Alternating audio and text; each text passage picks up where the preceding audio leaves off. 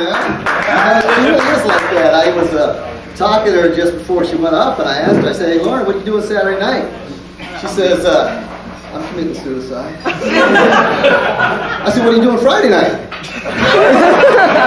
That's no Woody Allen joke, but just felt good. I threw it in there. So I want to say thank you to everybody coming out. I know it was only $10 to get in, but I know you guys really love comedy because it took you $85 in gas to get here. Trust me, I know.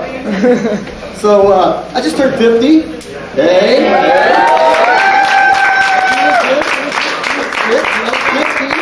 50 really is the new 20. I haven't got there yet. 50 is the new 20 when I'm on the internet. You know, when you get older, you kind of think about things. They say that life is a journey. And I have to agree with them. The part they leave out is the destination is death. See, that would have been a funnier joke if Lauren hadn't finished on death. Thank you very much. I really appreciate that. You know? I waited 2 hours to put that one out there, but all right. So, yeah, since I'm older, I kind of look back at my childhood now. You know, you reminisce about your own life, which is kind of weird, you know, you think about it. But I know for a fact that I just was not the kid my parents were expecting. I don't know what they were expecting, but it wasn't this. And I know this because I had 2 sisters before me. And then my dad tells me when I was born, you know, he had to talk with me when I was a little bit older. He says, I was so happy. I was so happy we had a son. You know, we had your sisters before you, and we had you, and I was so glad to have a son. I said, okay, explain my little sister then. But I was kind of a strange kid. I'm still kind of I'm just a strange adult. That's what, you know, strange kids grow into. I remember, well, I'm going to take you on a trip to my childhood. You guys want to go? Yeah. All right, let's fire it up. So I remember one time when I was 7 years old. These are all true stories, by the way. When I was 7 years old, I was banging my head against the wall. I was in a hallway and I was doing this, you know. And my dad came by and said, "So what the hell are you doing?" So why are you banging your head against the wall? I said, "Dad, it just feels good when I stop." So, yeah.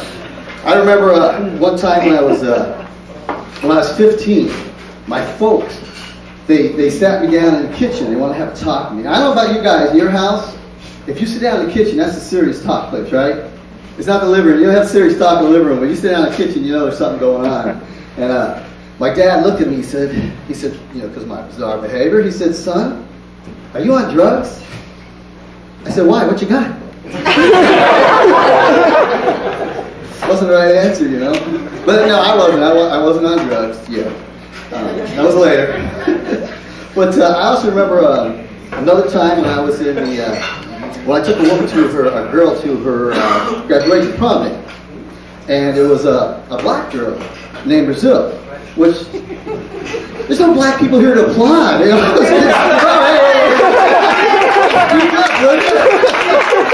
Keep going here. You know, trying to connect. But anyhow, no. Come on, let's hear it. So, yeah, well, not that big a deal now, but this is, you know, the 70s. And I wasn't being avant-garde. I just liked the girl, you know. Her name was Brazil. And I figured if I told my parents her name, they'd guess she was black or from Brazil. One or the other, but I should tell them, you know.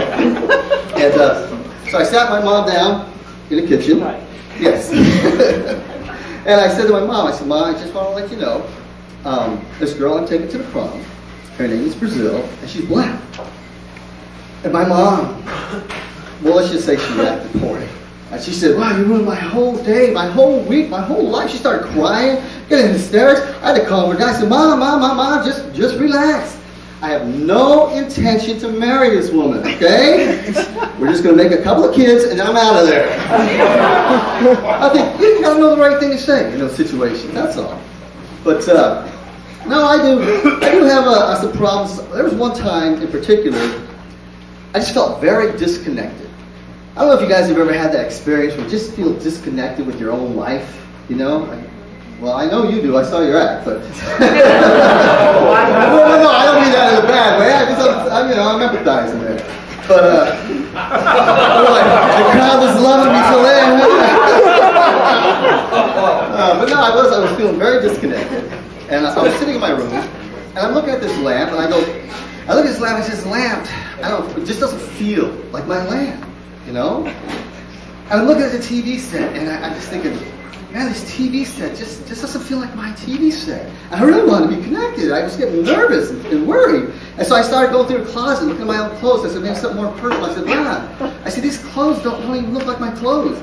And then, what really scared me, I started hearing the voices. And it was really bad because it was my neighbor Randy telling me to get the hell out of his house. I wrote that one for Randy. He said he'd be here tonight. All right. Here you go. Yeah, give it up for Randy. All right. But is it true that I did spend a night in, Looney Bin, Insane Asylum, whatever you want to call it. I got the paperwork. I can show you. I don't have time for that story. My time is limited tonight, but I won't tell you too much stuff, okay? All right, you're happy, right? Just boom, right? Okay. Anyhow, you get in there, and they have one rule. This is true. They have a blue line. The blue line goes around everything. And the walkway and stuff and whatever. It goes around it. And the one rule is you cannot go outside the blue line. That's it. You can't go outside the only rule they got. So I kind of was pondering that, and I thought, so really, basically, all that separates sanity from insanity is this blue line. I'm thinking, wow, sane, insane. I'm thinking, Michael Jordan, Michael Jackson. I'm looking at Al Gore, Al Sharpton. Okay, don't spoil anything out there. I'm thinking, Dick Cheney. Dick Cheney. That's the call, right? But it's not my fault I'm like this. I swear to God, it is my parents' fault. And I will tell you why. No, I'm not blaming them, but I'm telling you, it's a fact. It's because they bought me a Jack-in-the-Box. Think about this. They bought me a Jack-in-the-Box. I was 2 years old. What is a Jack-in-the-Box? A Jack-in-the-Box is a heart attack machine that you give to a 2-year-old. So the parents can laugh at you. It doesn't do much for your self-esteem, I mean, you just get out of diapers, they want you to crap in your pants again. It's just sad. It's cruel. Tell me they didn't take drugs in the 50s, But yeah, so I got this Jack-in-the-Box, right? And for like 30 seconds, I'm the happiest person on the planet. Okay? I'm like, dun, dun, dun, dun, dun, dun, dun, dun. Y'all know what you're right? Dun, dun, dun, dun, dun, dun. No! Oh my God! Put it, take it away! Take it away! They actually have that on film. I should bring that one, like, boom, put it up there. I'm thinking, what is it's like it's a music machine with Freddy Krueger in it. Are they out of knives at Toys R Us? What else can they give me? Like an egg beater with sharpened? I don't know.